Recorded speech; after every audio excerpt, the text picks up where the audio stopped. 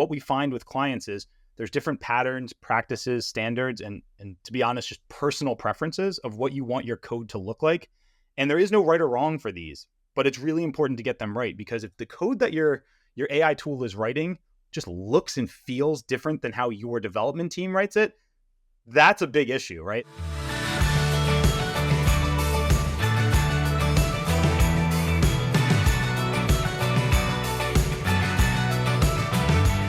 Hey everyone, I'm Debbie Madden, the host of the Scaling Tech podcast. And today we're going to talk about a really fun topic. We're going to talk about how Stride Conductor compares to all of the single user GenAI code complete tools out there like Copilot, Cursor, and others.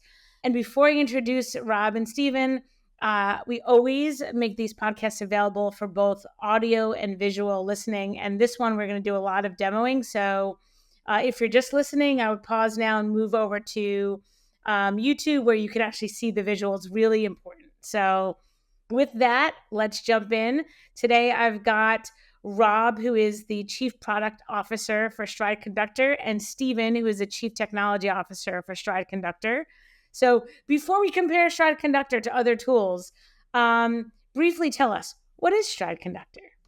Thanks, Debbie. Yeah, so Stride Conductor is our multi-agent AI tool that has specific modules that embed into teams' software development workflow to do a couple things: reduce technical debt, accelerate delivery, improve code quality, and really decrease risk. Today, we have a series of modules. Today, we're going to narrow in and focus specifically on our testing module, which automates test creation and helps increase test coverage. Awesome. Thanks. And, if folks want more information, we'll try to get the podcast, tight and focus on one topic, but we could go to www.strideconductor.com, where you can learn all about Conductor. But today, I really only have one question for you guys. So my job is nice and easy. And really it's a broad question because we can answer it in multiple ways, but a lot of people are using single user CodeGen tools like Copilot is very popular. Cursor is very popular. So kind of, walk us through how Stride Conductor is different from these tools so that folks know. And then the other thing I want us to talk about is how technology teams and technology leaders should think about using both Stride Conductor and a single user tool, because they really are kind of, Stride Conductor is meant as a team alongside, and Copilot is meant as an asset to an individual. So as you guys are jumping in, talk to us about like the toolkit and how CTOs and such should think about that. Yeah, I think we can jump into a lot of that with the demo. But really, when we talk about Stride Conductor, we think of three key differentiators between other kind of AI tools. One, it's secure. So this is not a cloud-based SaaS product. This is running in your environment. It's all local. It's using the model you choose, not model we choose. So whatever you're most comfortable with, whichever company you have agreements with, or some of our clients will host their own open source model. We can connect with all of those. So it's technology agnostic and secure to your environment. That's one.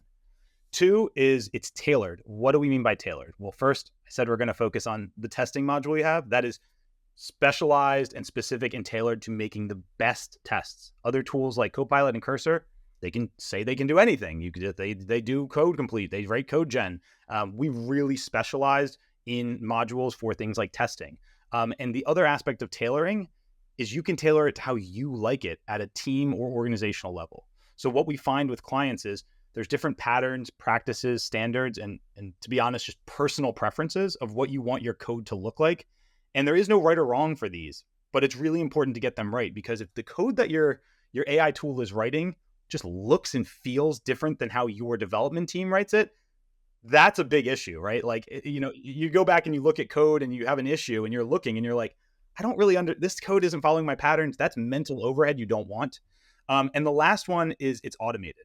So unlike these tools that we've been talking about, Copilot and Cursor, where you have to manually intervene and tell it and give it command after command, we're going to show you this today, and I'm going to have Steven really dig into this.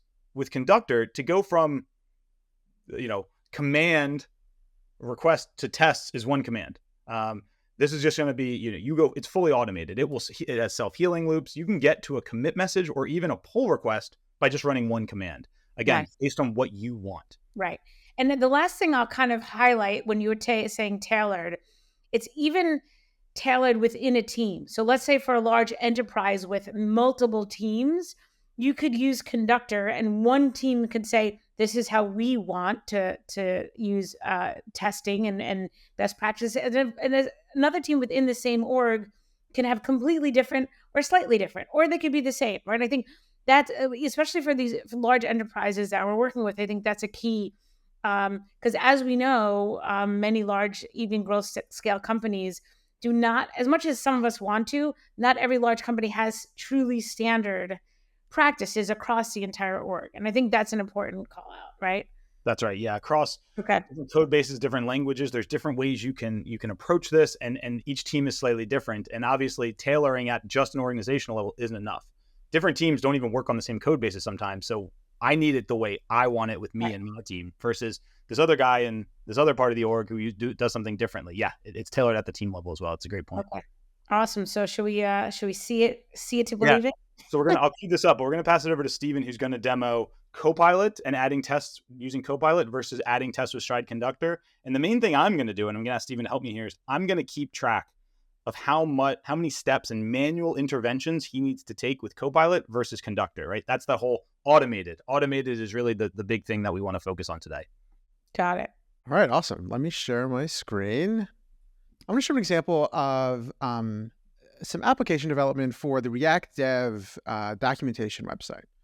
So if we imagine I'm a developer working on React Dev, I go over to my project management tool and I have a story that I'm working on. I want to be able to provide feedback to a page. So there's a little pop-up that shows at the bottom of the page, and I can respond with yes, no, or maybe.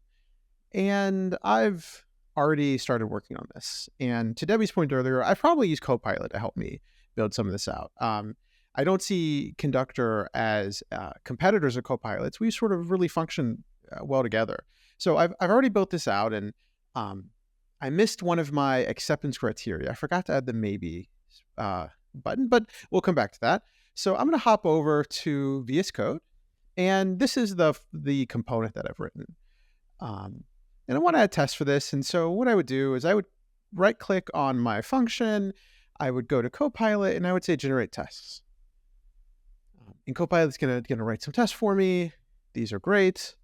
If I'm a junior engineer, this is going to save me. If I'm an engineer, period, this is going to save me a lot of typing.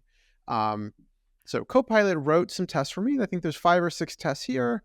Now I'm going to run my tests, and let's see what happens. Okay, I got a failure. Okay, so I go back over to my editor, and I can see a few things. All right, so this isn't defined, so I'm going to go back to Copilot, and I'm going to hit fix. So that's another sort of manual intervention I need to do. And all right, Copilot, I don't understand some of this, but it looks like that's working, so I'm going to hit save. And if I'm a junior engineer, at this point, I'm just sort of hoping that I can Copilot fix my way to the solution here.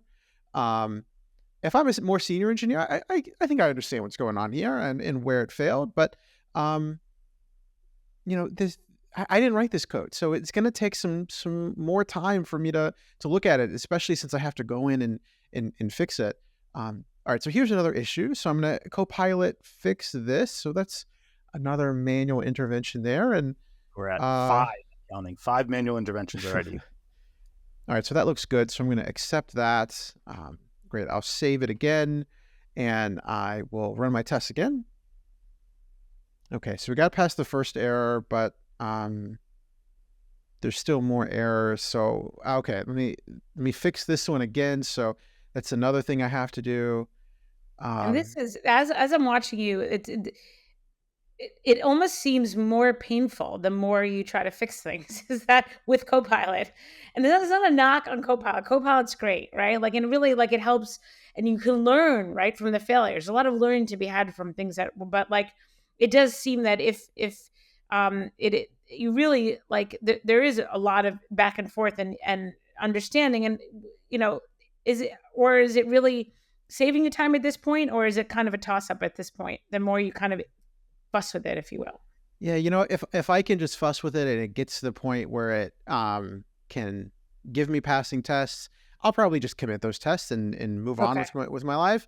But I tried to fix the other error and it was having problems, and now I'm trying to fix this one, and it wants me to change my production code, and I don't really want to do that because I know So the it's supposed production code is right, so I'm going to ignore that.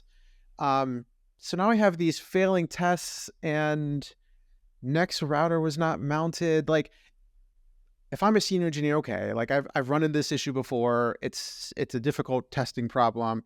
I can probably fix this, but I can't. I have to exit out of Copilot. Copilot's not going to help okay. me. Okay. If I'm a junior engineer, I might just start over. If I'm being honest, like Right. if I don't really know what this error means, it's probably easier for me to just start over and maybe ask Copilot to try again, or just maybe use it more as an autocomplete, not a test writer. But I'm sort of stuck, Right. and I don't want to push this any further. It's going to take some time to debug. So let's So like count, contrast that. But yeah, yeah, go count. ahead, Rob. Let's do the recap. I think I was at 14 interventions that you had to take with Copilot, and we didn't even get to passing tests that covered the scenario or the feature that we just built. Okay. Exactly. Yeah. So let's counter that with Conductor. So I just deleted the test that I just wrote with Copilot.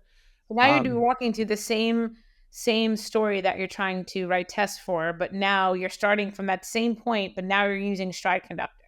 that's exactly right. Okay. And before I jump in really quickly, I just want to reiterate what Rob said at the top, which is Copilot's secure. We run in your environment. It's tailored. Conductor, sorry. It's tailored. And so, I'm working on a user story, and so my test gen tool should understand what my user story is. And so I've copy and pasted my user story into here so Conductor can have it. We also integrate with project management tools.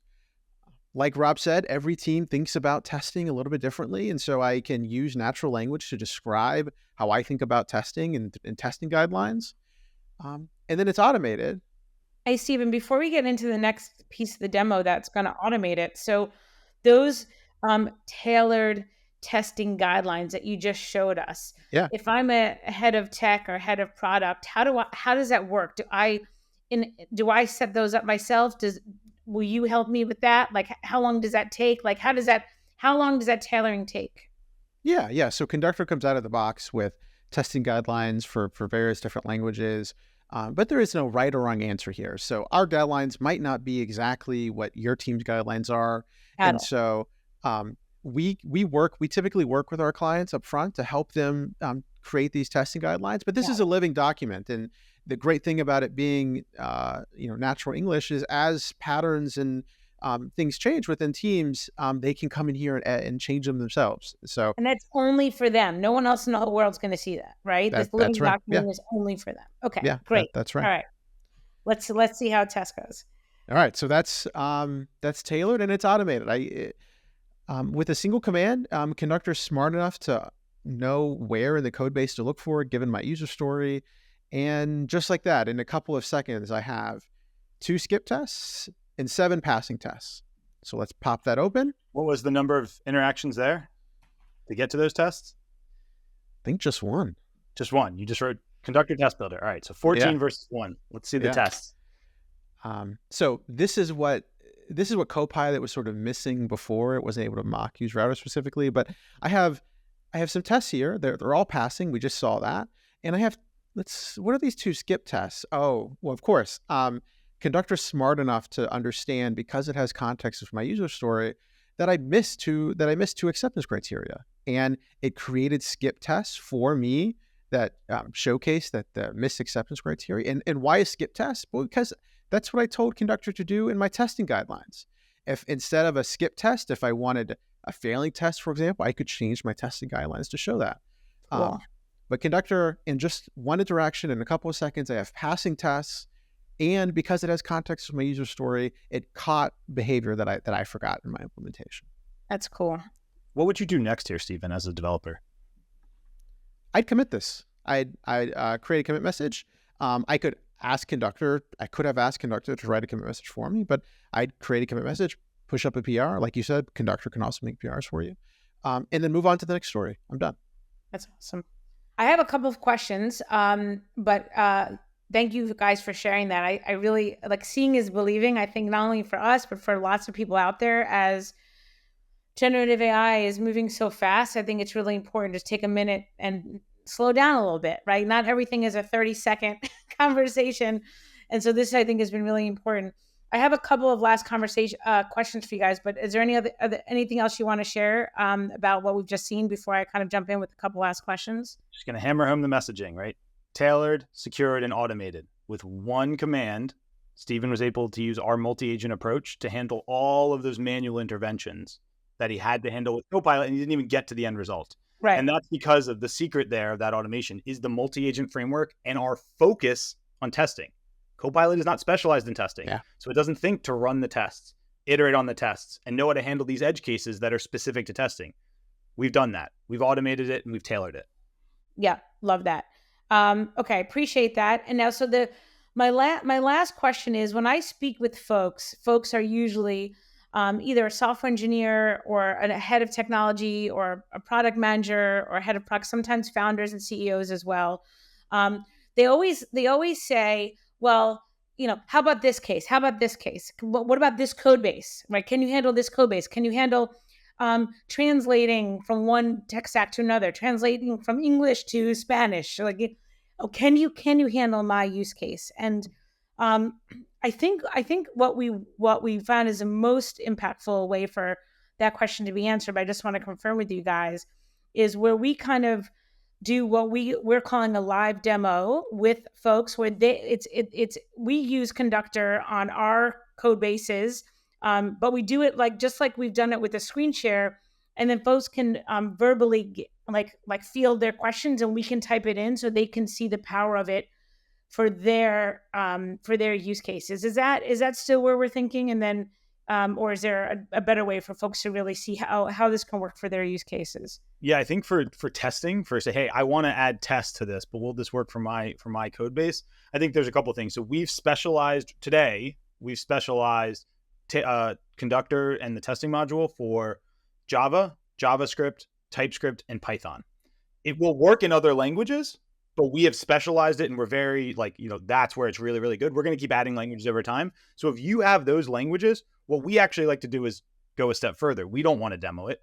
We want to go get on a call with you, set up Conductor, give you Conductor, let you install it on your machine, and have you use Conductor on your code base during that call. There's some prerequisites that we would need to align with you on, but yeah, it's packaged up. We send it to you, you install it, we sit there, walk you through it, and in an hour, you should be able to add tests to your code base with Conductor. That's cool. To see it really work.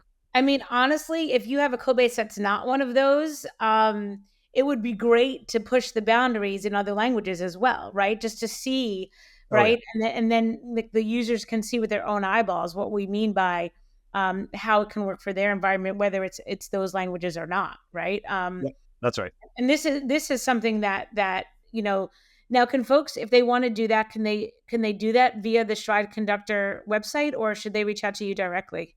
Yeah, I think the first step would be to either book a demo on the Stride Conductor website or to reach out to us directly. We can do either. I think we should have that initial call, kind of get context on what you're looking at and what you're working on, and then make sure that's good. Yeah. Yeah. And get to know each other before we jump into the kind of workshop. Got it. Awesome.